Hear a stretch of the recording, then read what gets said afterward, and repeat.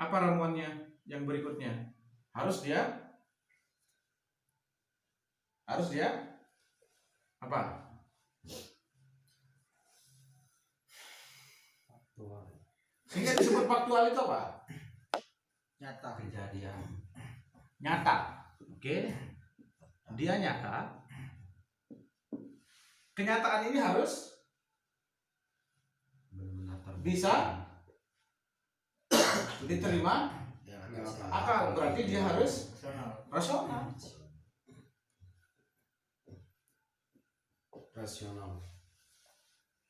Empiris itu harus rasional, nggak boleh ada bertentangan dengan ilmu akal.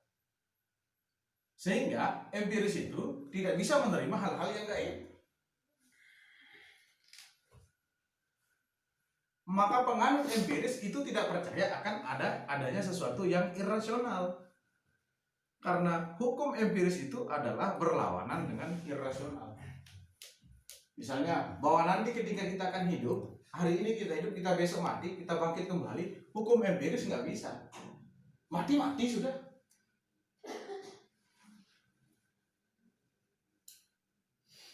Jadi pahami? Sehingga masih nanti ketika orang berbicara tentang ideologi misalnya, kapitalisme dan seterusnya, karena ini pendekatannya empiris. Berbicara tentang ideologi misalnya, tentang ideologi kapitalisme, ideologi sosialisme, empiris. Makanya kapitalisme itu nyebutnya apa? Di Karl Marx itu, there is not God, died but Allah. Di Tuhan itu tidak boleh ada hubungan agama dengan bisnis. Halalkan segala cara. Empiris kan? Halal. Ya kan? Oke, saya pahami?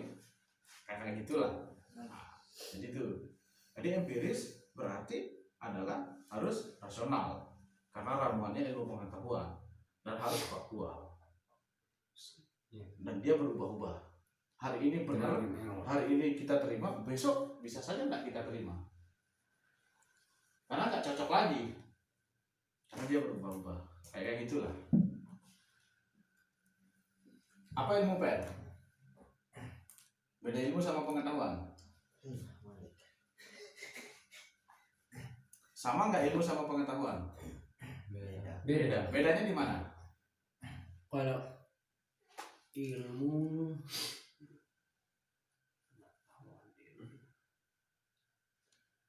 ilmu itu sudah diuji. Apanya? Keabsahannya. Contoh. Misalkan buku ini misalkan kan. Pengetahuan kan bisa saja kita menerima Ini perkataan seseorang. Ya.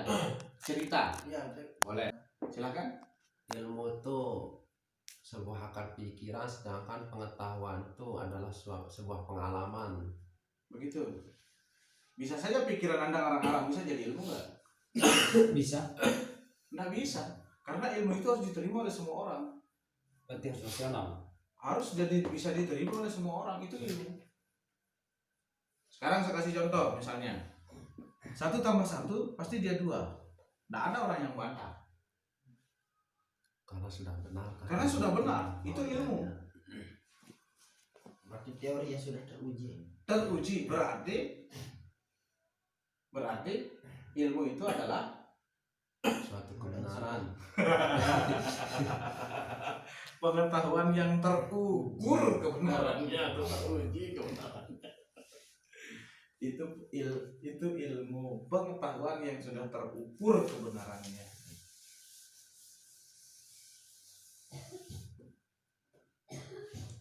Jadi kalau dia bicara ilmu berarti pengetahuan yang terukur kebenarannya. Kalau pengetahuan itu pengalaman. Pengalaman itu kan bisa diterima, bisa enggak. Misalnya saya takut kalau malam hari, biasa orang senang malam hari kan, karena cari nafkah misalnya kan profesinya. Itu kan pengalaman kan. Atau mungkin pengalamannya misalnya saya tidak mau misalnya saya lebih kecenderungan kalau pengetahuan itu. Paham kan?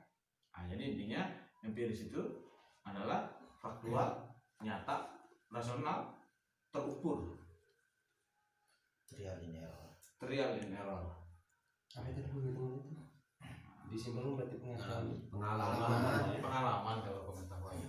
Cukup sih dia tahu. Cukup, Pak. Cukup sih dia tahu. Oke, kalau skriptual apa? Skriptual. Apa skrip? Skrip. Skrip. Main skrip. Skrip. Ini kan skrip nih. Apa nih? Skrip nih.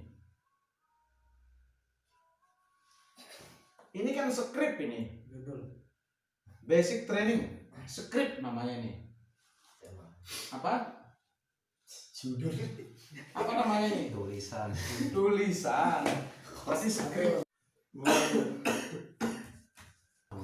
Bisa kita baca ini juga, ini kan skrip juga ini. Penutup. Skrip. Ilmu pengetahuan yang ditulis. Apa? Ilmu pengetahuan itu di sini. Skrip itu namanya Tulisan. atau Teks. teks. Ya Allah. Berarti skriptual itu tekstual. Dia teks.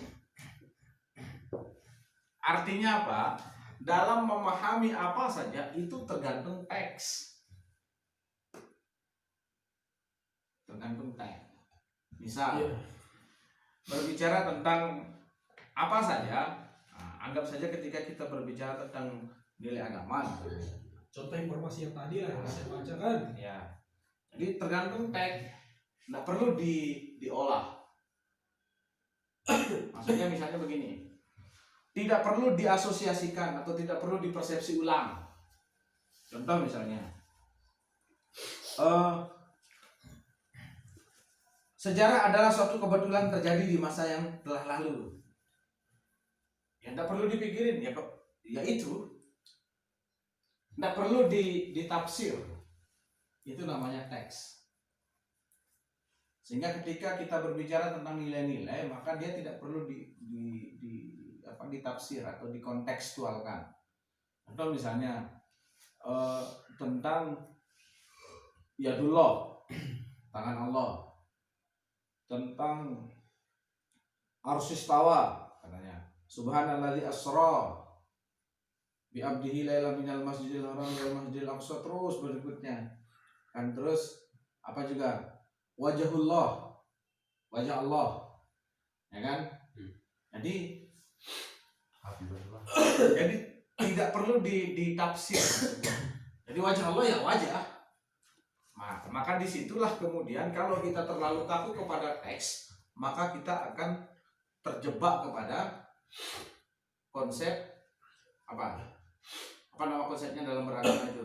Konsep apa? Kepercayaan.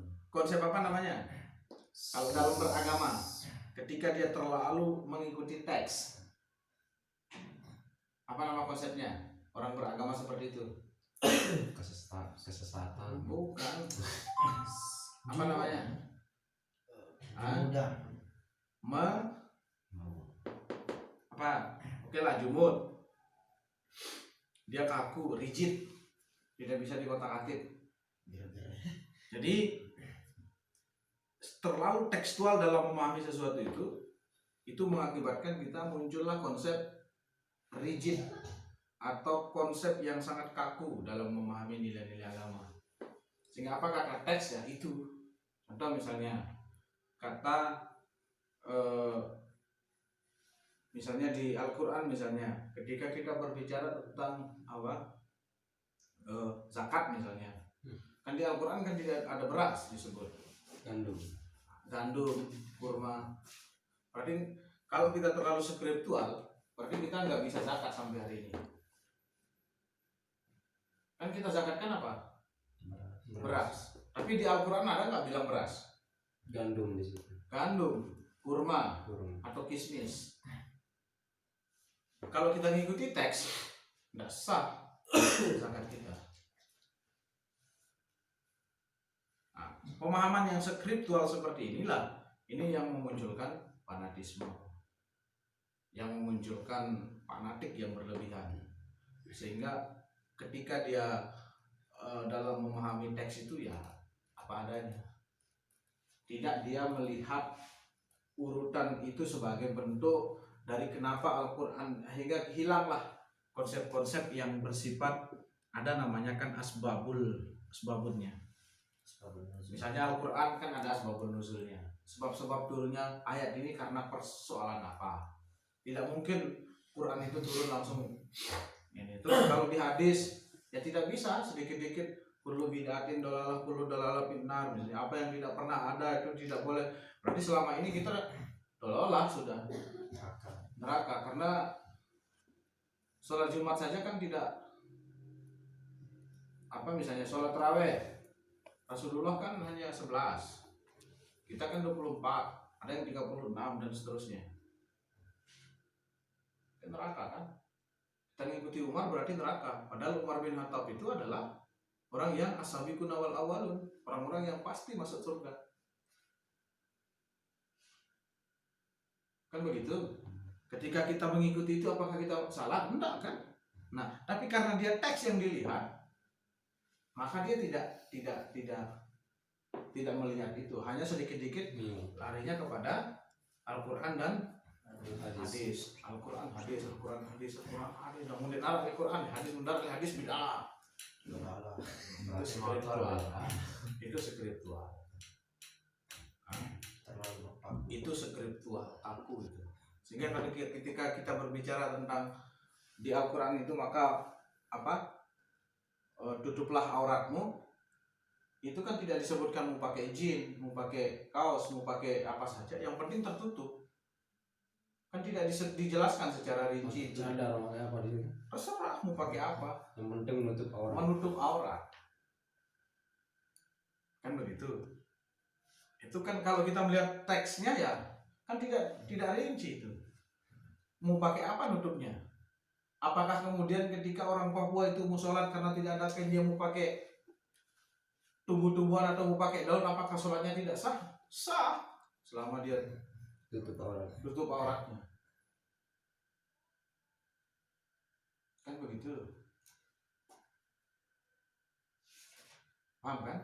Alhamdulillah. Nah, itu spiritual. Dan selalu spiritualisme ini adalah konsep yang terlalu mengandalkan teks dengan tanpa ada konsepsi ulang terhadap hal-hal yang sifatnya sangat penting untuk ditafsirkan. Kayak misalnya bahwa Allah itu bersemayam di atas arsy. Kalau Allah bersemayam di atas arsy ini kan makhluk soalnya. Kalau Allah bersemayam di atas arsy berarti arsy ini lebih kuasa daripada Allah. Padahal arsy ini kan makhluk. Ciptaan Allah. Makhluk kan? Arsy ini makhluk kan? Makhluk nggak? Makhluk.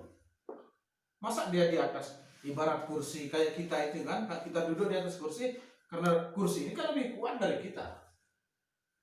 Kalau Allah duduk di atas arsy berarti Allah itu lebih lemah daripada arsy. Tapi kan cara menafsirkannya kan tidak seperti itu. Walaupun dia lebih kuat kalau tidak diciptakan. Tapi kan dikuasakan oleh Allah. Ingat, dikuasakan oleh Allah.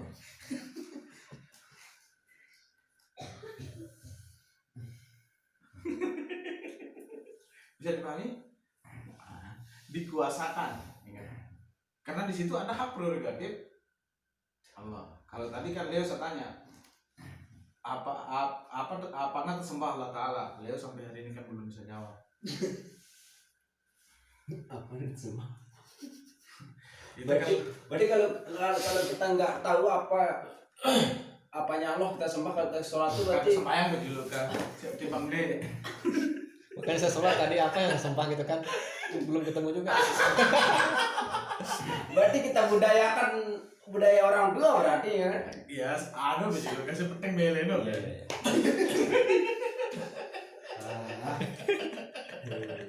Kan itu kan setengah gas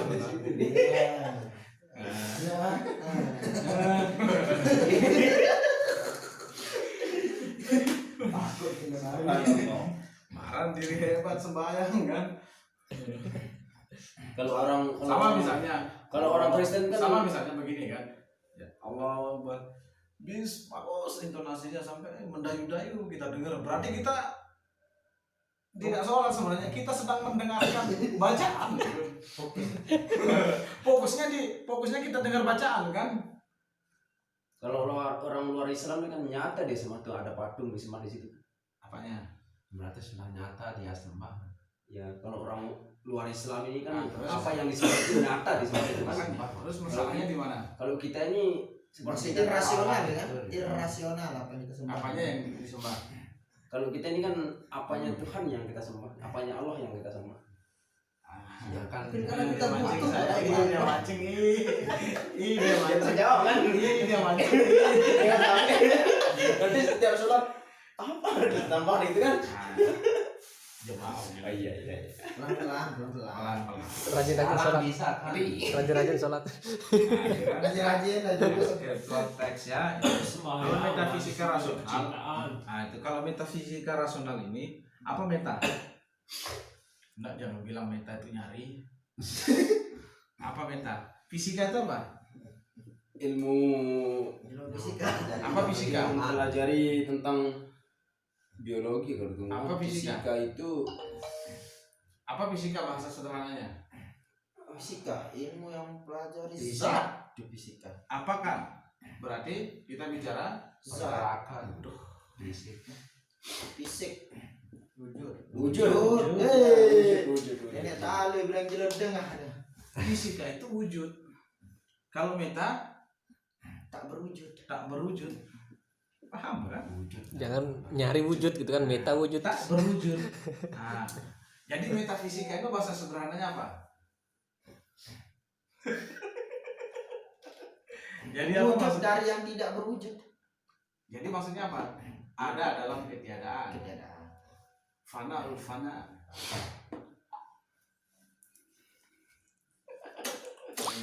Itu metafisika. Ada dalam ketiadaan. Oh, kan tok benar. Juga ada dalam ketiadaan. Paham Wan? Oh, kan tok benar. Ada dalam ketiadaan. Masih belum paham Wan tuh ada Oke, dalam nah, ketiadaan itu. Jadi ada dalam ketiadaan. Nah, jadi dia ada tapi tidak ada. Tapi ada.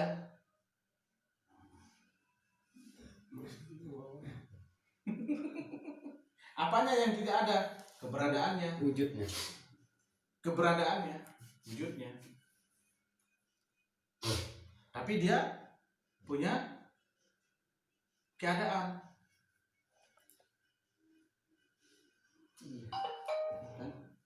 Karena punya keadaan itu berarti setiap yang punya keadaan pasti ada.